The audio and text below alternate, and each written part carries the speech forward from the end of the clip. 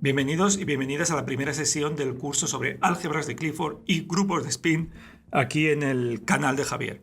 El objetivo principal de este curso es introducir la teoría básica de álgebras de Clifford y sus aplicaciones al estudio de grupos de spin, poniendo énfasis especialmente en el grupo de Lie SU2 y su relación con el grupo de spin en 3 dimensiones euclidias. Las álgebras de Clifford las descubrió un señor que se llamaba Clifford en la segunda mitad del siglo XIX y juegan actualmente un papel crucial en muchas áreas de la geometría diferencial, de la topología en general de las matemáticas, así como en la física teórica.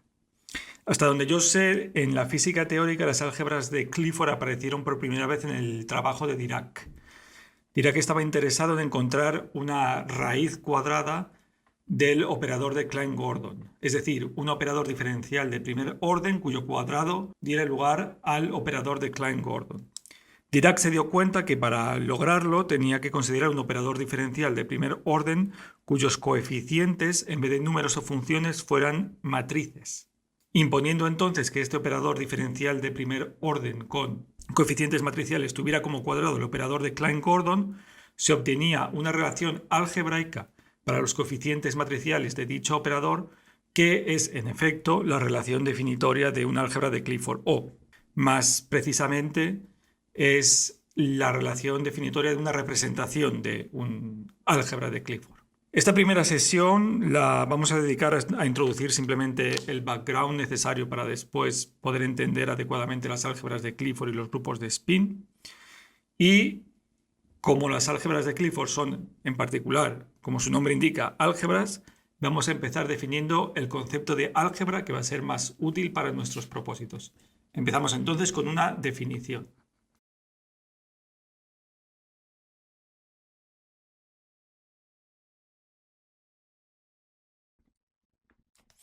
Es decir, una álgebra que vamos a considerar siempre como real, unital y asociativa, ahora explicaré qué significa esto, es un espacio vectorial que llamamos A caligráfica equipado con una operación de producto o composición, es decir, un producto que coge dos elementos pertenecientes a A caligráfica y les asocia un tercer elemento que denotamos simplemente por la yuxtaposición de los dos elementos. Esta operación de producto, o simplemente nos vamos a referir a esto como este producto, debe satisfacer ciertas propiedades o condiciones, que son las siguientes.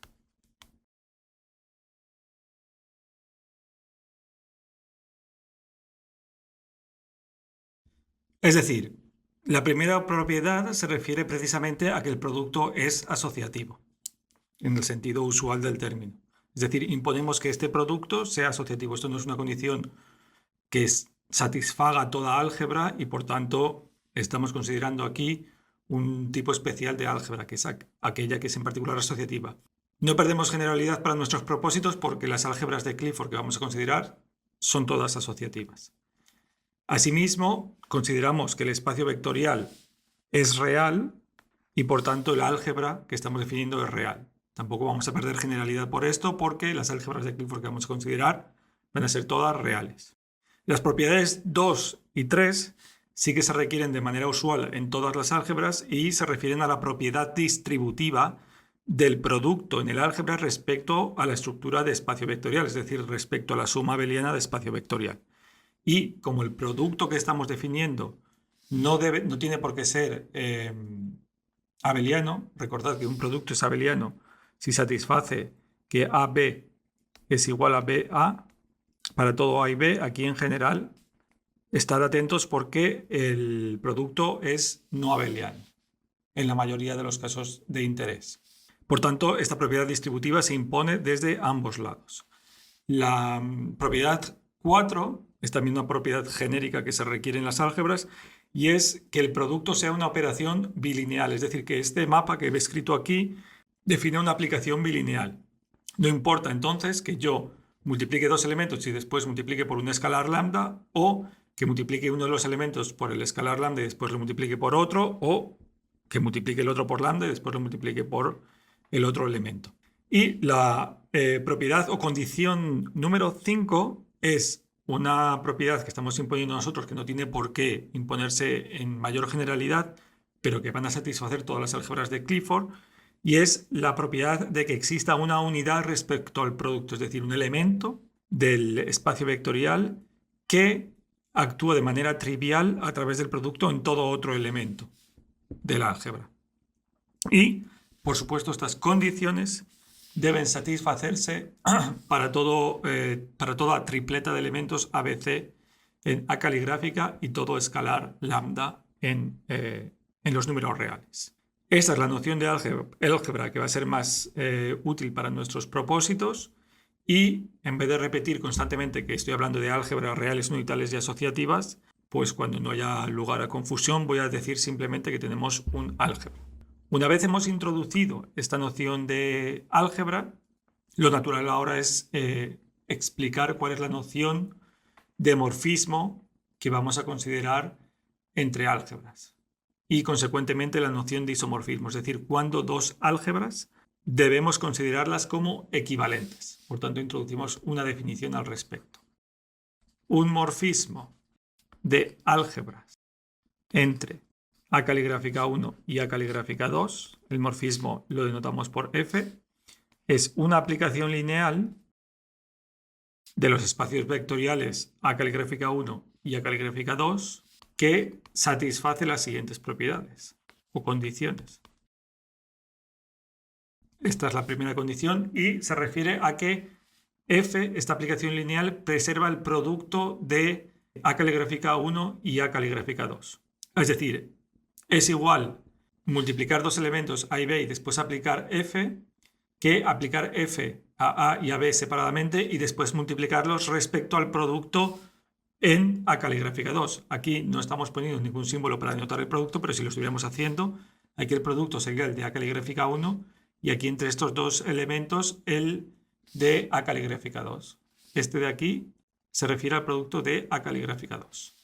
Muy bien, y la otra condición que se requiere porque estamos considerando álgebras unitales establece que F mapea la unidad en la álgebra A caligráfica 1 a la unidad en el álgebra A caligráfica 2. Y aquí podéis notar que este elemento, al que vamos a llamar unidad,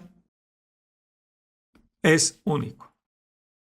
Muy bien, esta noción de morfismo pues establece una relación entre álgebras que preserva de manera natural la estructura que hemos definido como propia de una álgebra y da lugar de manera, de nuevo, natural a la noción de isomorfismo de álgebras.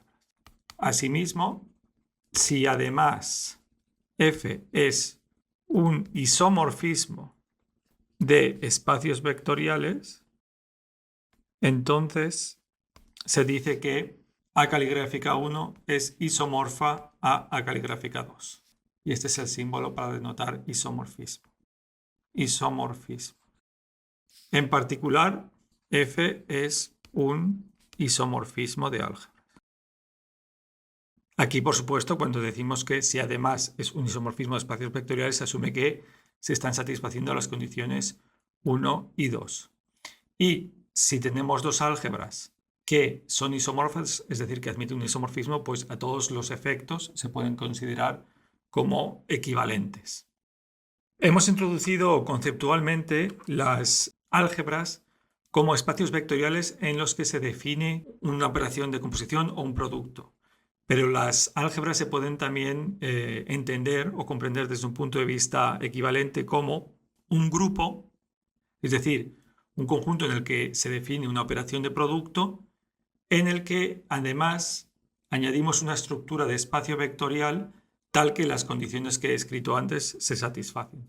Y esta perspectiva es a veces relevante, es a veces conveniente y la vamos a ver en los ejemplos. Entonces, para practicar un poco este concepto de álgebra que acabamos de introducir, voy a explicar varios ejemplos en nivel creciente de dificultad. El primero es, por tanto, el más sencillo y se refiere a, seguramente, la álgebra más sencilla que uno puede definir, que viene dada por tomar A caligráfica como R, los números reales, equipados con la multiplicación usual. de números reales. Bueno, yo creo que este ejemplo es claramente una álgebra unital, asociativa y real. La unidad es simplemente el número 1 en los números reales. No solo es asociativa, sino que además es abeliana, es decir, AB igual a BA para todo AB en los números reales. Asimismo, si un número es distinto de 0, entonces existe un inverso, un elemento inverso que satisface, perdón, aquí esto satisface que esto es 1. La identidad en el álgebra, que esto es obvio para los números reales, pero que en general no tiene por qué satisfacerse. En la operación de producto que hemos incluido, no hemos especificado que todo elemento admita una inversa. Y esto, en efecto, no es cierto en general. Una inversa de un elemento es otro elemento que multiplicado por ambos lados por ese elemento te da la identidad. Es decir, lo añado por aquí como una anotación. Si yo tengo un elemento A en un álgebra ahora general, A menos 1, esto solo es un símbolo en realidad, es inverso de A si A menos 1 es A menos 1A igual a 1. Bueno, pues este ejemplo que hemos introducido, en efecto, satisface esta condición para todo elemento distinto de 0, por supuesto. Asimismo, tiene una relación de orden, que es la relación de orden en los números reales, y una norma, que viene dada por el cuadrado de un número real. Por lo tanto, este álgebra, siendo tan sencilla, pues satisface varias condiciones que no tienen por qué darse en una álgebra más general. Es abeliana, todo elemento admite inversa, tiene incluso una relación de orden, etcétera, etcétera, que es la relación de orden, por supuesto, usual de los números reales. Cuando un álgebra satisface que para todo elemento no cero tenemos una inversa, se dice que es divisible. Entonces, se puede decir que A, tomando A como los reales, es un álgebra divisible. En inglés el término es division algebra, lo estoy traduciendo por divisible. Quizás se puede decir de división. Bueno, por si lo queréis googlear esto en inglés, pues lo aclaro. Y asimismo, como este álgebra es unidimensional, pues la podemos escribir simplemente como el span real de un elemento que llamamos 1 y que definimos como la identidad. Este span lo que quiere decir es que el álgebra correspondiente se puede construir como una combinación lineal con coeficientes en los números reales de los elementos que hay aquí entre los brackets. En este caso, solo tenemos un elemento, que es el 1, que es la identidad, y por tanto esto es obviamente cierto. En definitiva, un álgebra trivial que satisface, o relativamente trivial, que satisface, por tanto, muchas propiedades convenientes, que no son ciertas en generalidad. Una álgebra un poquito más complicada es nuestro segundo ejemplo, y es el álgebra de los números complejos. Es decir, tomamos nuestro álgebra como los números complejos equipados con la multiplicación usual de números complejos. Y me diréis, pero ¿no acabas de decir que solo vamos a trabajar con álgebras reales? Y la respuesta es que sí. Y no hay contradicción porque los números complejos se pueden entender perfectamente y de manera equivalente como un álgebra real. Y para ello vamos a adoptar la postura o el punto de vista en el cual definimos un álgebra definiendo primero una estructura de grupo en un conjunto y después extendiéndola como a través de una estructura de espacio vectorial asociada a un nuevo producto abeliano, por supuesto.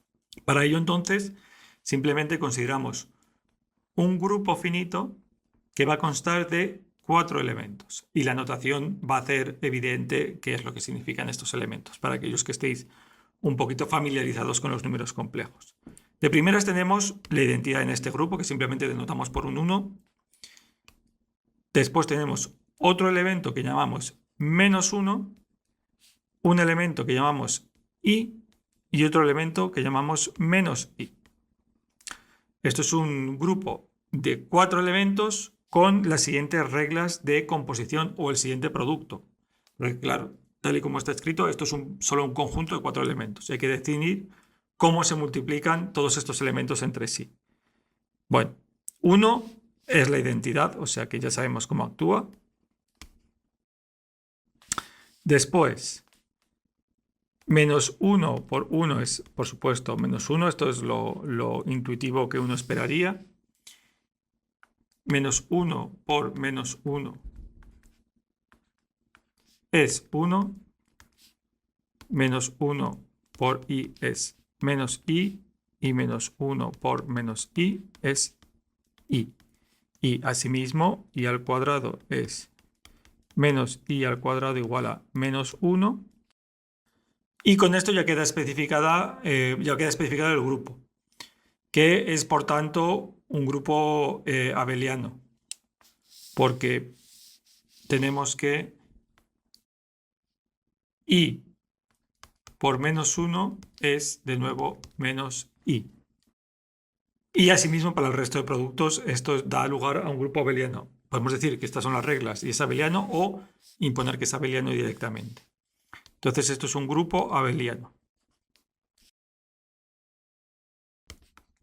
Ok, ahora vamos a definir a través de este grupo una estructura de espacio vectorial respecto a la cual vamos a obtener un álgebra. Y este álgebra la vamos a llamar de nuevo C con el símbolo de los números complejos, aunque nos vamos a olvidar si queréis que son los números complejos. Esto es una construcción de momento formal. Entonces definimos este C como el span real, de nuevo, igual que en el caso anterior, pero ahora de 2 elementos, de 1 y de este elemento que llamamos i. Con el entendimiento que -1 por es el -1 que estamos escribiendo aquí, es decir, el -1 como número real, que no es este -1 a priori, aplicado a la identidad nos da -1 este elemento del grupo, y asimismo -1 del número como número real aplicado a o multiplicando a i es -i.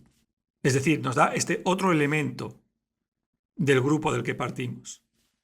Esto lo definimos así y lo hacemos porque vamos a definir este álgebra como el span de estos 2 elementos sobre los números reales. Es decir, todo elemento z, vamos a llamarlo ahora, que esté en este conjunto que estamos definiendo, se puede escribir por definición como un número a por 1 más un número b por i, donde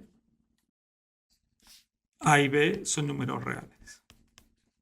Por tanto, como por esta regla que hemos considerado aquí y esta regla, podemos recuperar todos los elementos que forman parte de este grupo G0, el producto de 2 elementos Z1 y Z2 va a estar bien definido, porque va a darse lugar en términos de la multiplicación en este grupo que está también bien definida.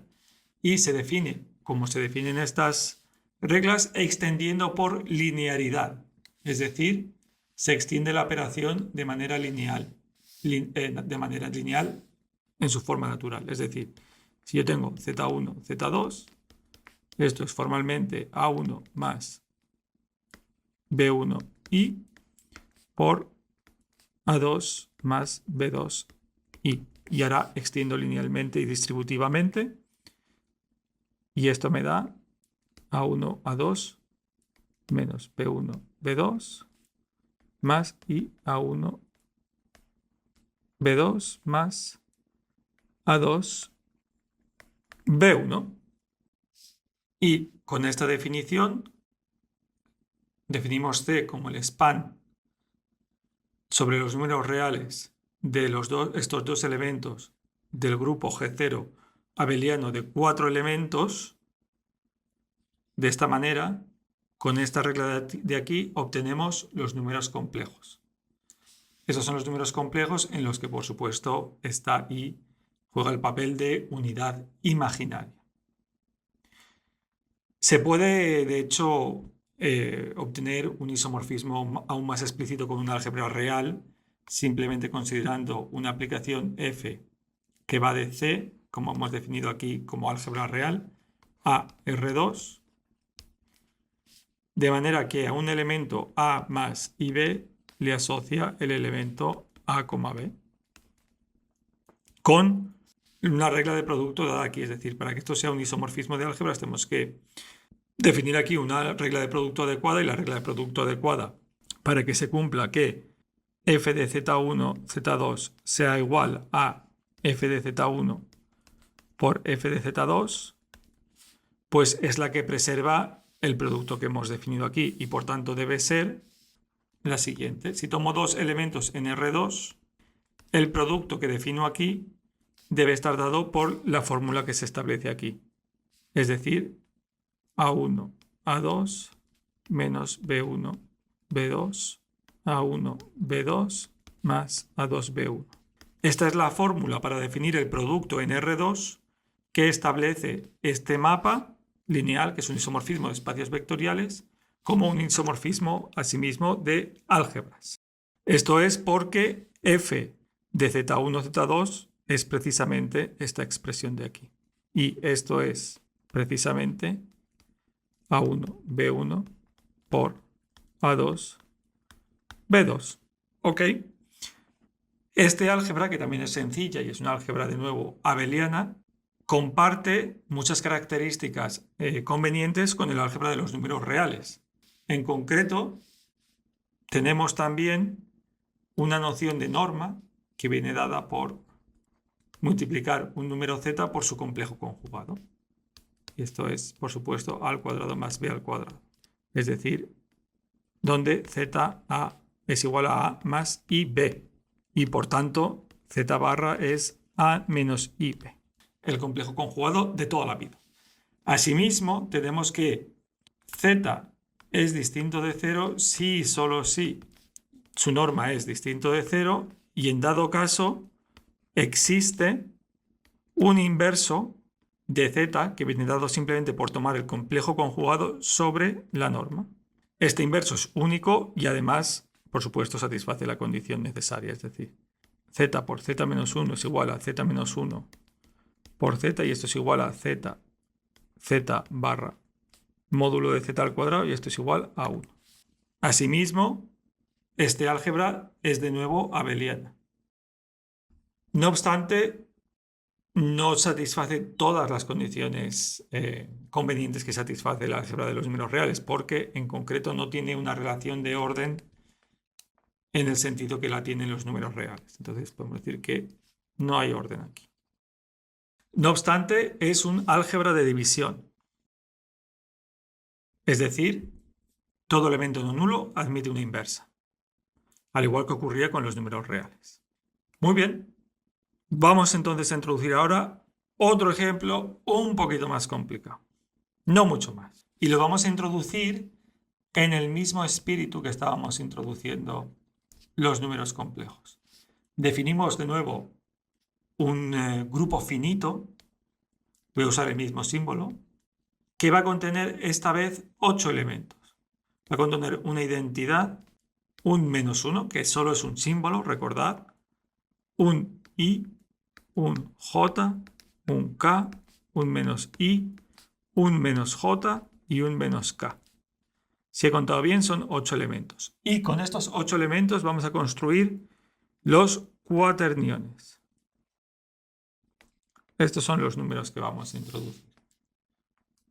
Estos cuaterniones los encontró Hamilton en la primera mitad del siglo XIX, después de un largo proceso.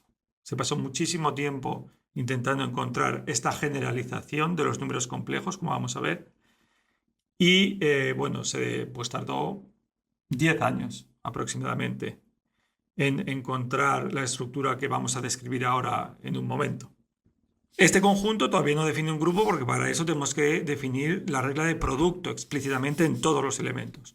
Y la regla de producto es la siguiente. I por J es K, J por K es I, K por I es J, J por I es menos K, K por J es menos I por K es menos J. Y asimismo, I al cuadrado es igual a J al cuadrado igual a K al cuadrado igual a menos 1 y menos 1 actúa de la manera natural y abeliana. Es decir, nos planta un menos 1 delante de donde actúe, ya sea por la derecha o por la izquierda. En concreto, nótese que si yo, por ejemplo, esta expresión actúo con la J por la derecha, tengo que IJ al cuadrado es igual a KJ. Es decir, esto es I por menos 1, que es menos I, y esto es igual a KJ.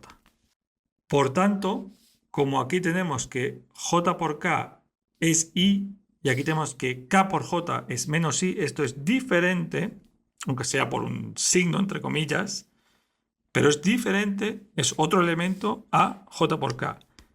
Recordad que aquí no hay signos en realidad, es decir, hay signos porque los estoy escribiendo, pero esto es un símbolo. Esto es simplemente un símbolo. Muy bien, entonces, este grupo que vamos a considerar para definir los cuaterniones es no abeliano. Es un poquito más complicado entonces que los grupos y álgebras que hemos estado considerando hasta ahora. Bueno, entonces definimos los números cuaterniónicos o H en honor a Hamilton con un palito extra, como hacemos con los reales y los complejos, como el span real de la identidad IJK, asumiendo que menos 1 por 1 es menos 1, donde estoy abusando de la notación de nuevo, espero que esto no dé lugar a confusión, yo creo que no. Este es menos 1 como número real y esto es menos 1 como elemento en G0. Y aquí igual, menos 1 por I es menos I en G0 y similar para JK. Bueno, muy bien. Con esta definición, lo primero que podemos obtener es la dimensión de los cuaterniones, porque por definición estamos diciendo que todo número cuaterniónico se puede escribir como A0, una suma formal A1i más A2j más A3k. Por tanto, esta expresión, que es la propia definición de los números cuaterniónicos de la manera que la estamos introduciendo, permite identificar directamente con los cuaterniones con R4 como espacio vectorial, es decir, la dimensión de los cuaterniones real, dimensión real de los cuaterniones, es 4. Aquí no lo dije, pero claramente de esta identificación, que es un isomorfismo de álgebras, la dimensión real de los complejos es 2, algo que seguro ya sabíais. Y la dimensión real de los cuaterniones es 4. La estructura de producto en este álgebra es la estructura de producto que se deduce de G0 o que se hereda de G0 extendida de manera lineal. Es decir, si yo considero la multiplicación de dos cuaterniones, por ejemplo, x1, x2, en h de la forma x1 lo pongo como a0 más i, y x2 lo pongo de la forma a0 más a2j. Entonces la multiplicación de estos dos elementos es la multiplicación que se hereda de G0 extendida de manera lineal. Esto es un 0 aquí. Es decir, esto es A0 al cuadrado más A0 por A2 más A0 por I más A2 por IJ. O, lo que es lo mismo, A0 al cuadrado más A0, A2, y aquí me falta una J, por supuesto, J más A0i menos A2ji, por ejemplo. Entonces se extiendo por linealidad y aplicando la propiedad distributiva que, por definición de álgebra, tiene que ocurrir en para obtener una noción, una estructura de álgebra, tal y como la hemos introducido. Muy bien. Por tanto, esta es una álgebra que no es abeliana, como estaba mencionando anteriormente, pero sí satisface otras condiciones convenientes. Por ejemplo, los números cuaterniónicos admiten una norma que se puede escribir de nuevo como, esta es la norma al cuadrado, un número cuaterniónico veces su cuaterniónico conjugado, donde, bueno, estamos escribiendo x como A0 más A1i más A2j más A3k, y el complejo conjugado es simplemente el conjugado, como si fuera el complejo conjugado, perdón, el cuaterniónico conjugado es como si fuera el complejo conjugado de cada unidad imaginaria. Es decir, los cuaterniones están generados por tres elementos cuyo cuadrado es -1. El de los tres elementos tienen como cuadrado -1 y además satisfacen ciertas reglas de composición entre ellos. Es decir, es como si tuviéramos tres estructuras complejas. Y de manera natural se define entonces el cuaterniónico conjugado como el complejo conjugado de todas las unidades complejas que forman el número. Y si se hace este cálculo, pues se obtiene que la norma es simplemente A0 al cuadrado más A1 al cuadrado más A2 al cuadrado más A3 al cuadrado. En concreto, x es igual a 0 si, solo si, su norma es 0. Y podemos expresar el inverso de todo elemento en estos números cuaterniónicos como el cuaterniónico conjugado de dicho elemento sobre su norma al cuadrado. Entonces, en efecto, por definición y porque además esto es igual a x, cuaterniónico conjugado x, tenemos que x por x menos 1 es igual a x menos 1 por x es igual a x barra por la norma al cuadrado, que es 1. Por tanto, los números cuaterniónicos es un álgebra de división. Pero no es abeliana. Bueno, no pasa nada. No vamos a pasarnos toda la vida estudiando álgebras abelianas. Muy bien, entonces yo creo que ya llegados a estas alturas podemos observar un patrón que quiero recalcar. Nótese, hemos empezado con los números reales, que hemos escrito como el span real de un elemento 1, es decir, el grupo trivial, es decir, G0 igual a el grupo trivial que solo tiene un elemento. Y lo hemos generalizado a los números complejos, que hemos escrito como el span real de ahora un elemento identidad y otro elemento, que hemos llamado I, correspondiente a un grupo G0 ahora de 4 elementos que podemos escribir así. Y ahora, al introducir los cuaterniones, hemos generalizado esta construcción introduciendo 2 unidades imaginarias más, es decir, un total de 3 que dan lugar a los cuaterniones y que se pueden construir como el span real de la 1 y JK asociado a un grupo finito de nuevo, ahora con 8 elementos. Por tanto, hemos generalizado los números reales añadiendo unidades imaginarias asociadas a grupos finitos con unas reglas de composición, por supuesto, bien definidas. ¿Qué es lo que ocurre? Que en cada paso hemos perdido una propiedad. R tenía todas las propiedades, vamos a decir, todas las propiedades nice que uno puede esperar, incluso la de tener un orden.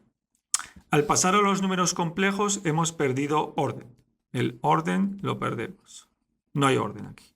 Al pasar pero sí otras propiedades importantes y agradables. Al pasar a los números cuaterniónicos, respecto a los números complejos, perdemos además la abelianidad. Entonces, estos ya no son abelianos. La pregunta ahora es natural. ¿Podemos extender esto a la derecha y obtener otra estructura, otra álgebra real, extendiendo quizás con más unidades imaginarias asociadas a un grupo finito? ¿Podemos extender esto indefinidamente? Bueno, la respuesta es que así, por la cara, sin sacrificar nada, no se puede. Sin sacrificar nada, no se puede. Y este es el contenido de un teorema importante que paso a enunciar. Este es el teorema de Frobenius. Y dice lo siguiente. R, C y los cuaterniones H son las únicas álgebras reales finitodimensionales de división. Aquí, por supuesto, con esta definición que estamos usando de álgebra, asumimos que son asociativas por nuestra propia definición. Entonces, lo que nos dice este teorema, que si os interesa podemos demostrar en una sesión, vamos a dedicarla a demostrarlo, es que los reales, los complejos y los cuaterniones son las únicas álgebras reales que admiten una noción de división, es decir, tales que todos sus elementos no cero son invertibles. Por tanto, no se puede extender esto así, by the face no se puede. Estas son las únicas tres opciones.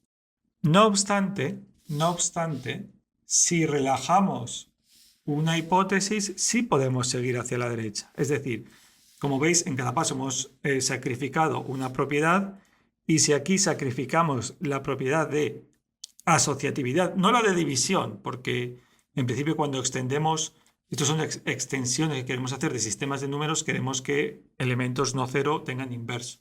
Pero no hace falta sacrificar eso. Si sacrificamos la asociatividad, es decir, asociatividad fuera, mala vibra fuera, pues asociatividad fuera, esto fuera, entonces obtenemos los octoniones.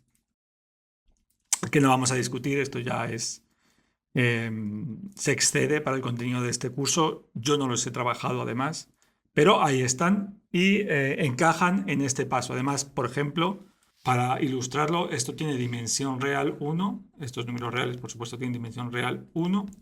Aquí tenemos dimensión real 2. Aquí tenemos dimensión real 4. Y como no podía ser de otra manera, aquí tenemos dimensión real 8.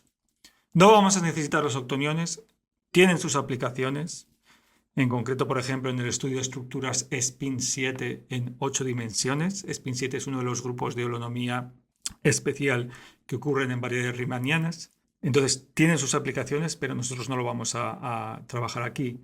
El punto fundamental por el que he querido introducir los reales, los complejos y los cuaterniones como ejemplos de álgebras es que todas las álgebras de Clifford reales son isomorfas como álgebras unitarias y asociativas a álgebras matriciales sobre los reales o los complejos o los cuaterniones.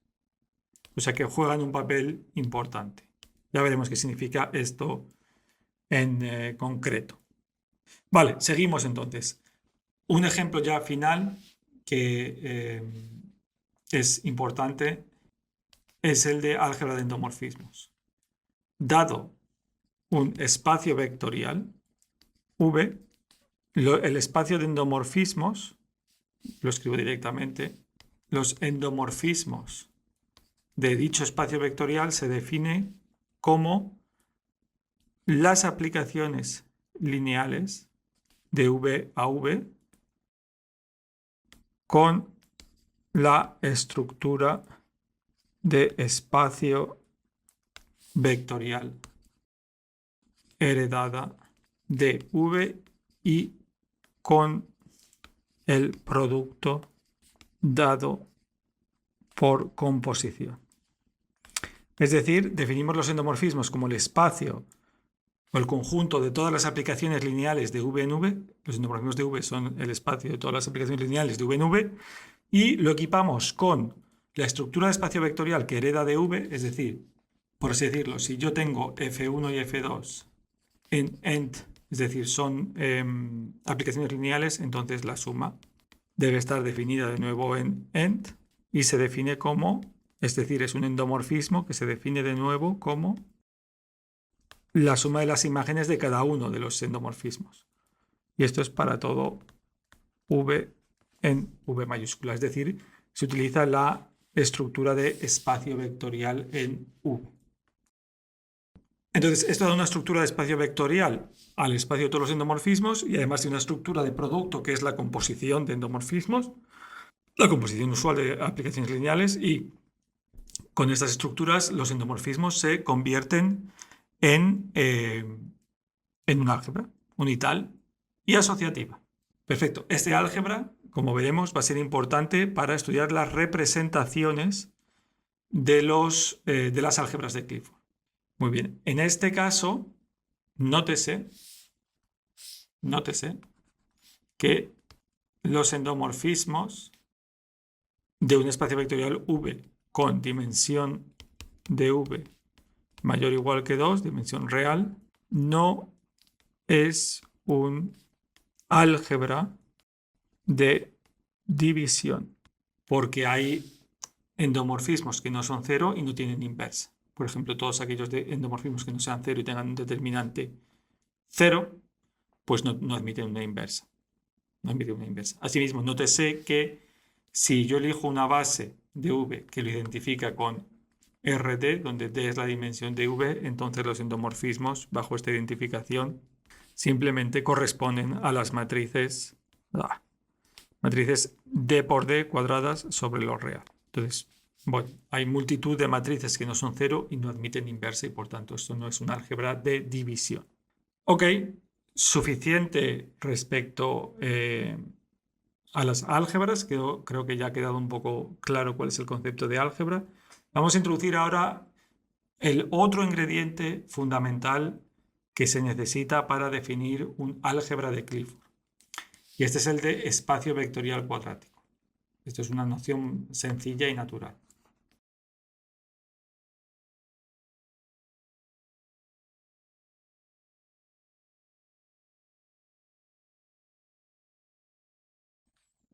Es decir, un espacio vectorial cuadrático es simplemente un par VH, donde V es un espacio vectorial real y H es una aplicación bilineal simétrica y no degenerada. Es decir, es una aplicación que va de V por V en los reales y satisface que HV1, V2 es igual a HV2, V1, es simétrica, y HVU igual a 0 para todo U en V, si solo si V igual a 0. Es decir, esta es la noción de que es no degenerada. Por tanto, esto es simplemente una métrica en V que puede tener signatura arbitraria. Es decir, diagonalizando, podemos escribir siempre H como una consecución de unos y menos unos. El número de unos y menos unos no depende de la base, lo denotamos como P y Q, y es la signatura de H. Bien, fenomenal. No aparecen ceros en esta diagonalización porque la forma bilineal estamos asumiendo que es no degenerada. Dada esta noción de espacio vectorial cuadrático, podemos definir de la misma manera que hicimos con las álgebras la noción natural de morfismo, que en este caso es bastante clara, es simplemente una isometría, es decir, un morfismo lineal, una aplicación lineal que preserva la métrica. Es decir, un morfismo de espacios vectoriales cuadráticos es una aplicación de, vamos a decir, V1H1 a V2H2. Estos son los espacios vectoriales cuadráticos, tal que H2 de F V1 F V2 es igual a H1 de V1 V2 para todo V1 V2 en V mayúscula 1.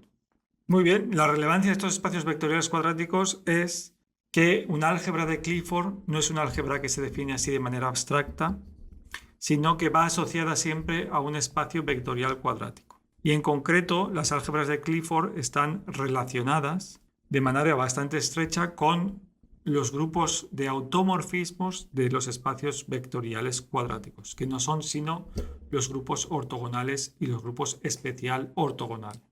Es decir, dado un espacio vectorial cuadrático H, el grupo de automorfismos de V,H o con otra nomenclatura estándar, su grupo de ortogonal asociado se define como sigue.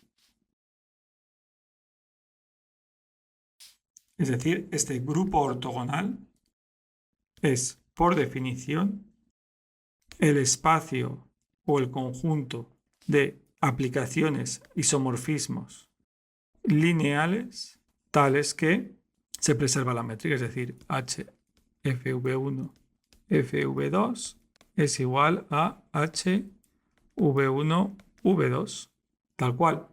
Esta es la noción natural de isomorfismo que se deriva de esta noción de morfismo, requiriendo que F sea un isomorfismo lineal y además tomando V1H1 y V2H2 como el mismo espacio vectorial cuadrático VH. La noción, la estructura de grupo, por supuesto, es decir, esto es un conjunto, el de todos los isomorfismos lineales que preservan la métrica, y la noción de la estructura de grupo es la heredada de la composición o la dada por la composición de aplicaciones lineales. Muy bien, vamos a introducir ahora un refinamiento de este grupo ortogonal utilizando la noción de determinante. El determinante es una función que parte de los endomorfismos de un espacio vectorial, en este caso V, y los lleva a los números reales.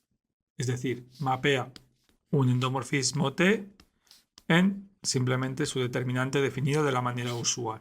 Este determinante tiene ciertas propiedades que lo hacen característico y una de ellas es que preserva el producto de las álgebras involucradas. Es decir, nótese que, como ya hemos discutido, esto es un álgebra, es el álgebra de los endomorfismos, y esto es el álgebra, o se puede considerar como el álgebra de los números reales.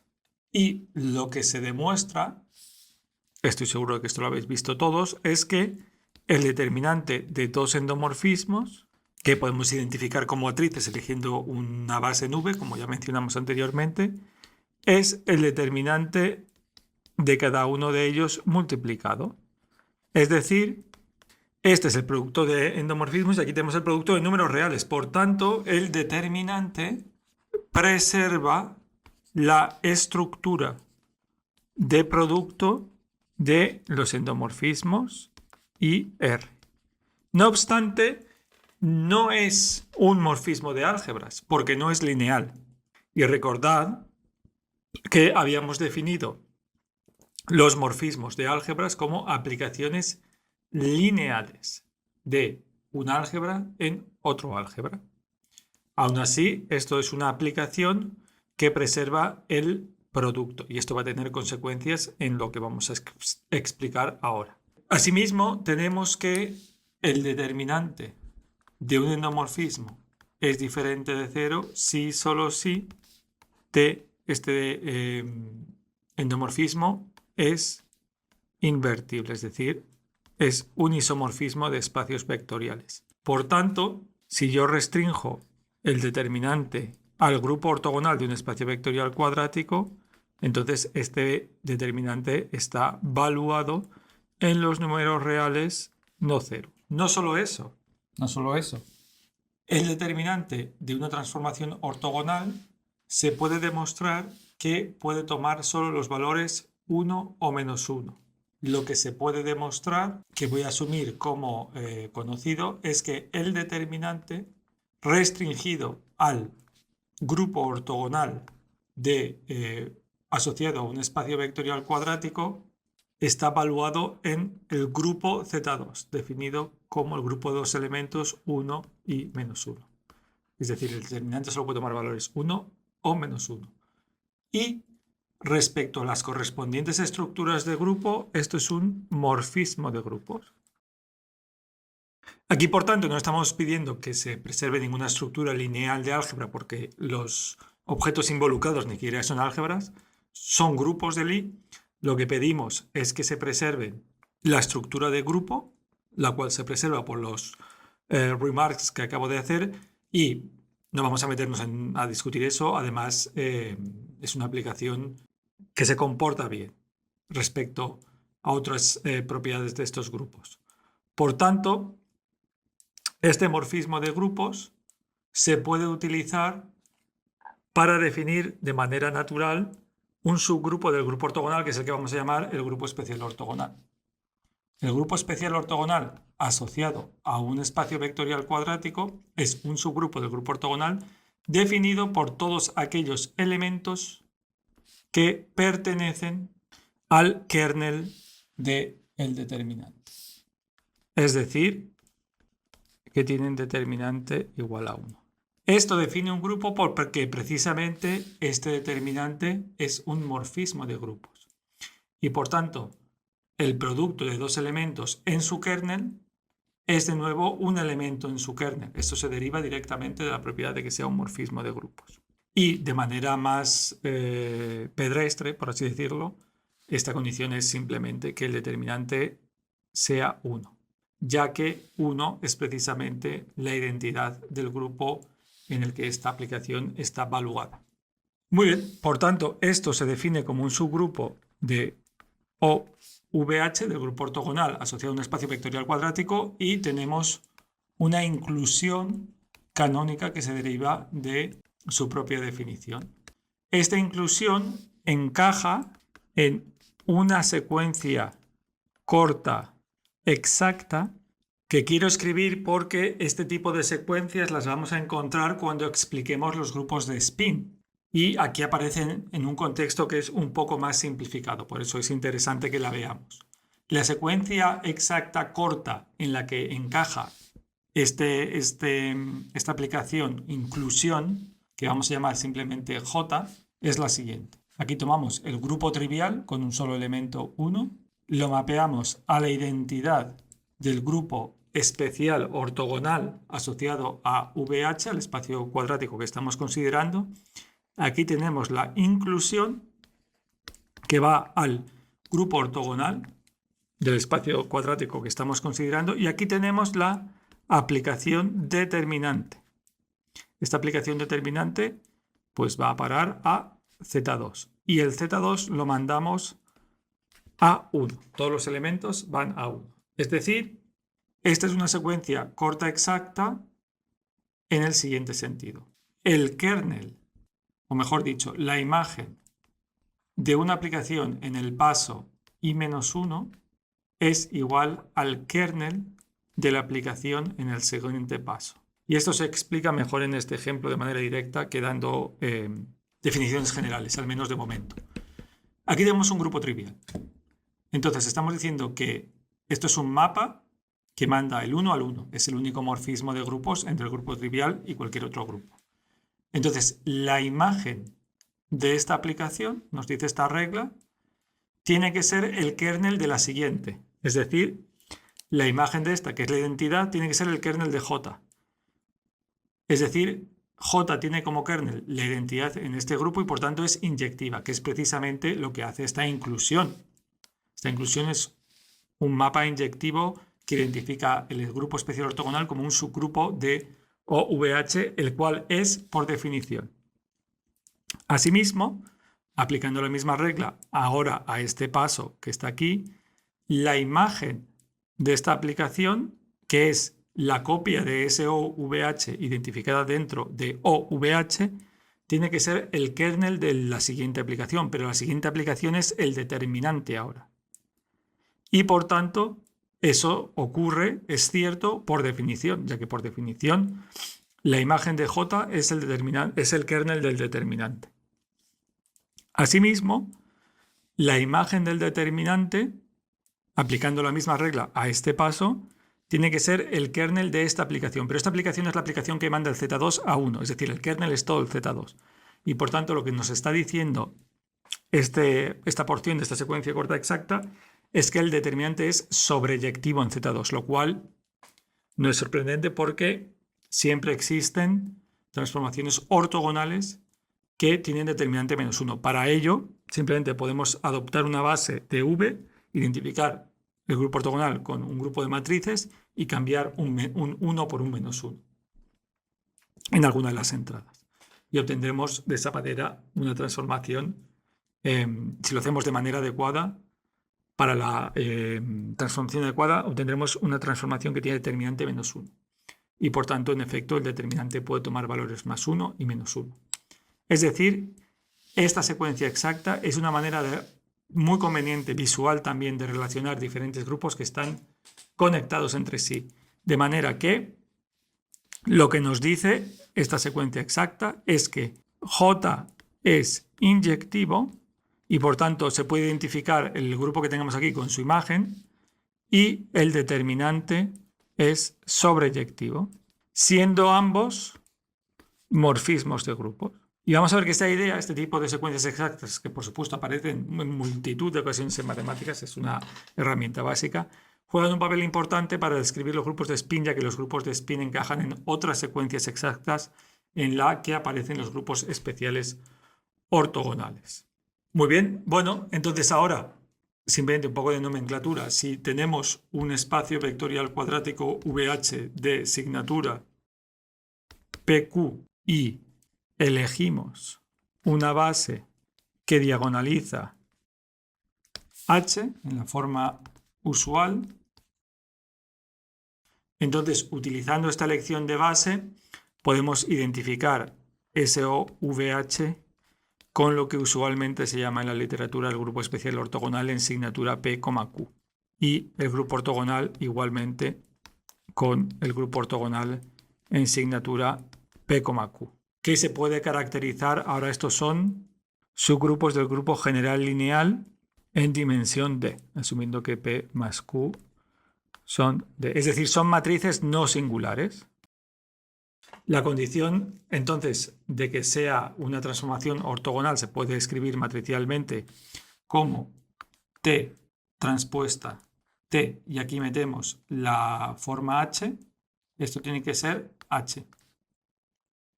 Y simplemente la condición del determinante tiene que ser pues la misma, esto no cambia. Para el caso especial ortogonal. Esto es una manera matricial de requerir las mismas condiciones. Donde aquí H representa esta matriz, una vez diagonalizada. Y esto da lugar, con esta definición, a lo que se suele denominar como los grupos ortogonales o especial ortogonal estándar en signatura P, Q. Estos pueden ser muy complicados, muy complicados. Por ejemplo, pueden tener varias componentes conexas, su grupo de automorfismos, es decir, el grupo de biyecciones que respetan la estructura de grupo puede ser muy complicado y, bueno, es lo que hace que la teoría de grupos de spin también sea tan rica como es. Ya veremos en su momento cuál es la relación precisa entre grupos de spin y grupos especiales ortogonales. Hay un concepto análogo al grupo de spin, que es el grupo de pin, que está relacionado con el grupo ortogonal, pero no lo vamos a ver en esta serie de vídeos de este curso. Suficiente tenemos con el grupo de spin. No sé si lo sabéis, para aquellos que no lo sepan, el grupo de spin está muy relacionado con el grupo especial ortogonal y esa relación se descubre de manera muy natural en el contexto de álgebras de Clifford. Vale, entonces hemos hablado de álgebras, hemos hablado de ejemplos de álgebras, de sus morfismos, hemos hablado de espacios vectoriales cuadráticos, de sus morfismos y automorfismos, y yo creo que ya estamos en condiciones de introducir la definición, finalmente, por fin, de álgebra de Clifford. Como mencioné antes, una álgebra de Clifford es una álgebra que está asociada a un espacio vectorial cuadrático. Y por tanto, en la definición introducimos el álgebra de Clifford como una estructura asociada a un espacio vectorial cuadrático que vamos a denotar genéricamente por v,h.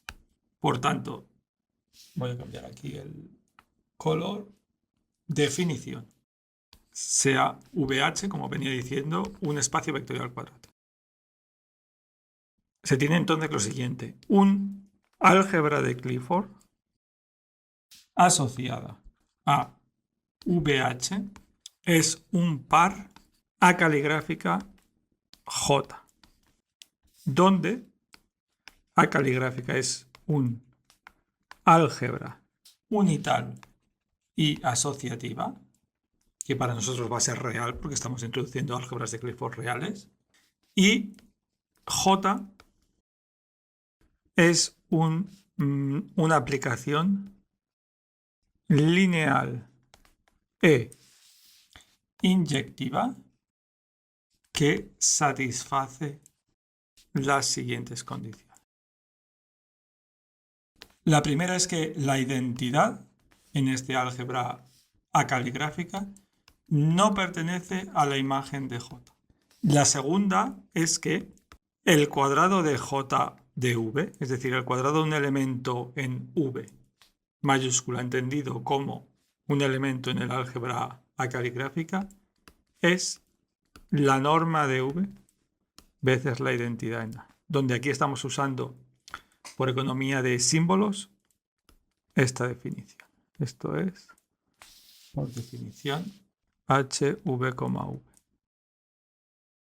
Eso es la norma asociada a la forma bilineal H, o pseudonorma, porque no estamos asumiendo que H tenga signatura positiva.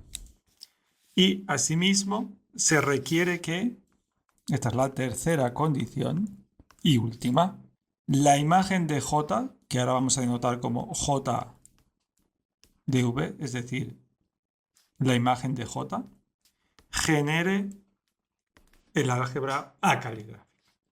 Si estas condiciones se dan, entonces este par es un álgebra de Clifford asociada a el espacio vectorial cuadrático VH. Como dije, las álgebras de Clifford se definen asociadas a un espacio vectorial cuadrático.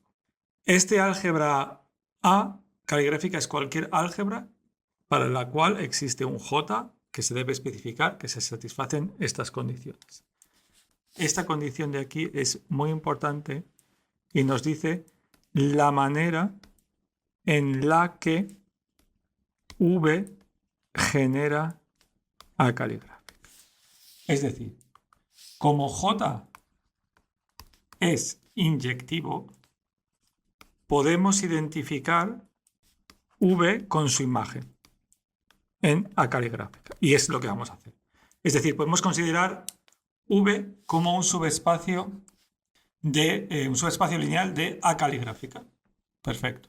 Y por tanto, lo que se tiene es que tenemos un producto bien definido en V que está heredado de A. Es decir, yo puedo considerar ahora el cuadrado de V, donde V es un elemento en V mayúscula, y este producto está definido por el producto que se hereda de esta A caligráfica por estar V identificado como un subespacio lineal de A. Y lo que nos especifica esta relación es que, abusando de la notación como estamos haciendo aquí, que es lo común para no volverse locos, tenemos que el cuadrado de V es su norma veces la identidad. O, cuando no hay posibilidad de confusión, simplemente su norma. Esto nos dice cuál es la regla de multiplicación que determina el producto a través del cual se genera A caligráfica empezando con V. Quizá de una manera un poco más familiar lo habéis visto de esta forma. Si tomamos ahora v y u en v mayúscula, entonces el cuadrado de la suma es u al cuadrado más v al cuadrado más vu, porque no hay ninguna garantía de que esto vaya a ser abeliano. Y esto es igual a q de u más v, que es q de u más q de v más 2 veces h uv. Este señor de aquí se va con este señor de aquí, y esto voy a poner en otro color para que haya un poquito más de claridad. Entonces, este señor de aquí se va con este señor de aquí, este de aquí se va con este de aquí, y la expresión que nos queda, que es equivalente, esto hay que cerrarlo, es que u por v más v por u es 2 veces h u v, o v, da igual, esto es simétrico.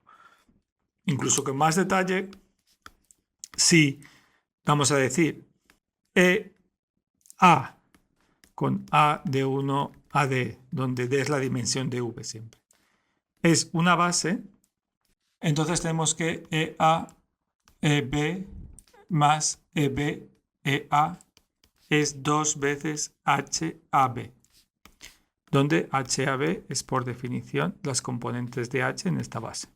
Y esto seguramente a más de uno os empiece a sonar a la relación de las matrices gamma.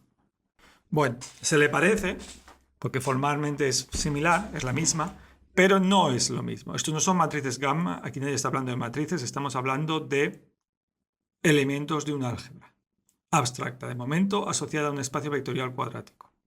Cuando hablemos de representaciones, entonces sí podremos relacionar esta expresión con la expresión que se asume satisfacen las matrices gamma por definición en la literatura física, por ejemplo.